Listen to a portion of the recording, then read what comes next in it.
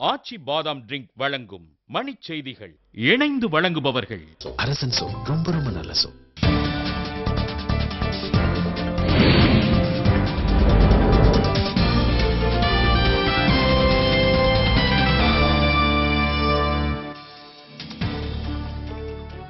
தமிழகத்தில் வாக்குப்பதிவு அமைதியான முறையில் நடைபெற்று வருவதாக பிரவீன்குமார் தகவல். புதுச்சேரி மாநிலத்தில் உள்ள 30 தொகுதிகளிலும் விறுவிறுப்பான வாக்குப்பதிவு. கடலூர் சட்டப்பேரவை தொகுதியில் 1000 பேரின் பெயர்கள் விடுபட்டதால் மீனவ மக்கள் நகராட்சி அலுவலகம் முன்பு மறியல். கும்பகோணம் அருகே வாக்குச்சாவடிகள் மாறியதால் பருத்திக்குடி, வளையப்பட்டு கிராம மக்கள் தேர்தல் புறக்கணிப்பு. எந்திர கோளாறால் தாமதமான நேரத்தை ஈடுகட்ட வாக்குப்பதிவு நேரம் நீட்டிக்கப்படும் என தேர்தல் ஆணையம் அறிவிப்பு.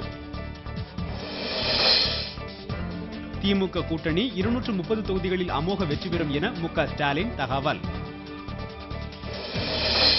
வாக்குப்பதிவையொட்டி தமிழகம் முழுவதும் திரையரங்குகளில் பகல் காட்சிகள் ரத்து, திரையரங்க உரிமையாளர் சங்கம் அறிவிப்பு. உடல்நலக்குறைவால் மருத்துவமனையில் அனுமதிக்கப்பட்டுள்ள சாய்பாபாவின் நிலை தொடர்ந்து கவலைக்கிடம்.